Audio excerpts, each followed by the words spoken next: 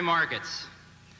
The first is the 25 million knowledge workers who sit behind desks, and particularly those in medium and small-sized businesses. And the second market is the college worker. We think that's the knowledge worker of tomorrow, and there are over 11 million college students in America alone. Now, the telephone was the first and only really desktop appliance, and we think Macintosh can become the second desktop appliance for these tens of millions of people. Because of the 235 people in America, only a fraction know how to use a computer.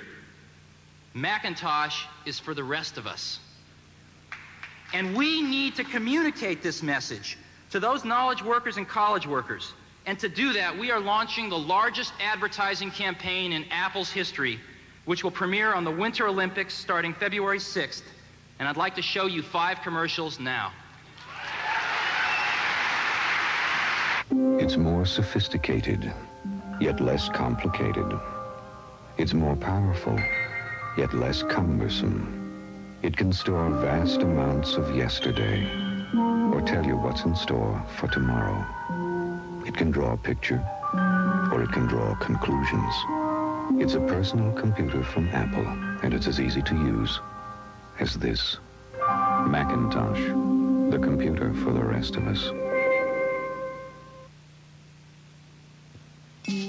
Introducing Macintosh. It does all the things you'd expect a personal computer to do. It does a lot of things you wouldn't expect a personal computer to do. And it does some things no other computer has ever done before. Of course, to do all this, you will have to learn to do this. Macintosh, the computer for the rest of us. The real genius of Macintosh, Apple's newest personal computer, isn't its 32-bit microprocessor, or that it captures the power of a mainframe on a board 10 by 10 inches, or even that it costs half as much as computers half as powerful. The real genius of Macintosh is that you don't have to be a genius to use it. Macintosh, the computer for the rest of us. You're about to see a few people learn to use the newest, most advanced business computer in the world.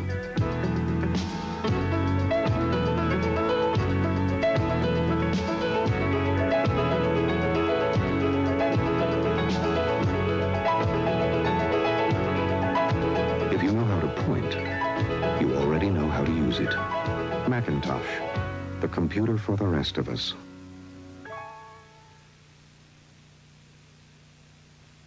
This is a highly sophisticated office computer, and to use it, all you have to do is learn this. This is Macintosh from Apple, also a highly sophisticated office computer, and to use it, all you have to do is learn this. Now, you decide which one is more sophisticated. Macintosh, the computer for the rest of us. This is KSTS TV 48 in San Jose, your computer connection.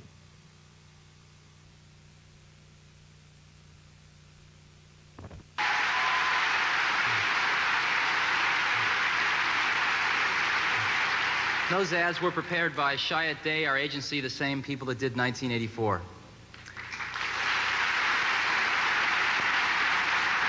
Over 70% of all the computers used in education in this country are Apples.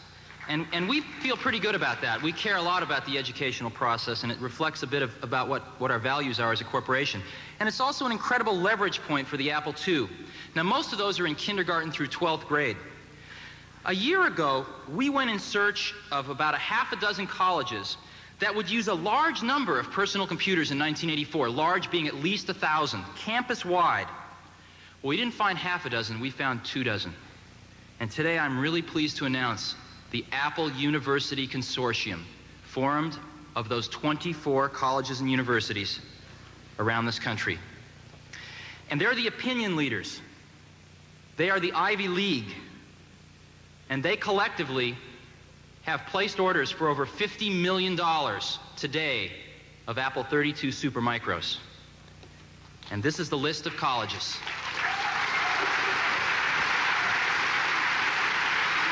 Stanford, Harvard, Dartmouth, Princeton, Yale, Brown, Carnegie Mellon, University of Chicago, Columbia, University of Pennsylvania. It goes on and on.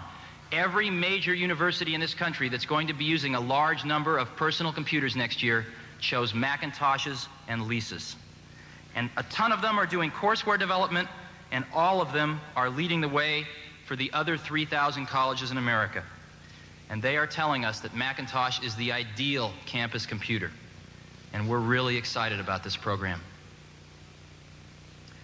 Now, when we first designed the Apple II in a garage, what most people don't know is we designed it to be built in a garage. And we thought if we ever built 50 a month, we'd be doing great. Now, we've obviously exceeded our expectations by over 2,000 times in the month of December. But never before Macintosh has a personal computer been designed from the start to be built in the millions. From day one on Macintosh, we kept manufacturability in mind and have designed it as the first personal computer to be built in the millions. And I want to take you very briefly through how a Macintosh goes together. We first take the front bezel, which is the most precisely tooled piece of plastic that Apple has ever manufactured, and to it we affix a stamped sheet metal part and the cathode ray tube. Next, we attach the single board containing the entire high-definition video electronics and the entire lightweight switching type power supply. Next, the 3.5-inch disk drive is attached, followed by a shield around the disk drive. Next, the single 10-inch by 10-inch board containing the entire 32-bit digital graphics processing computer is slid into the metal infrastructure, and the cables are attached. And with 4 screws, the rear case is then put on, and the Macintosh is tilted up for the first time and ready to go into an automated 24-hour burn-in, after which the keyboard and the mouse are added. And the challenge for us is to do this once every 27 seconds.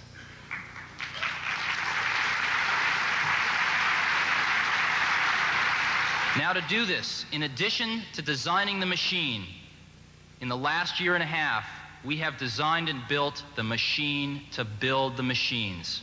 We have invested over $20 million to build the computer industry's first automated factory in Fremont, California, overlooking Ford and GM. The factory is based on the concepts of just-in-time delivery of zero-defect parts, and it's a manufacturing process which allows extremely high-volume production of extremely high-quality products. And were it not for this shareholders meeting today, we'd be building over 500 Macintoshes. The Macintosh was developed by a small team of incredibly talented artists.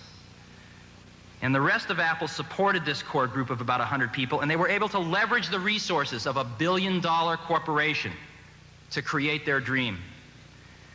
And I have never in my life had the privilege of working with such fine and talented people. And the experience of Macintosh has changed all of our lives who've had the privilege of working on it for the last few years. And we think it's going to change the millions of people, their lives, the millions of people that buy them in the next few years. And we made a multimedia show, really for ourselves, that I want to show to you now that captures some of the spirit of this group. And I'd like to show it to you now.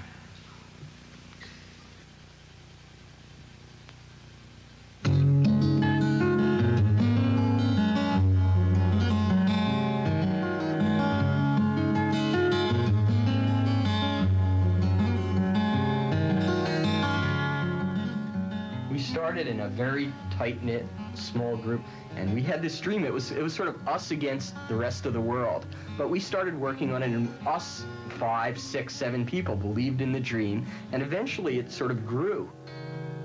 The machine is based on the Motorola 68000 microchip.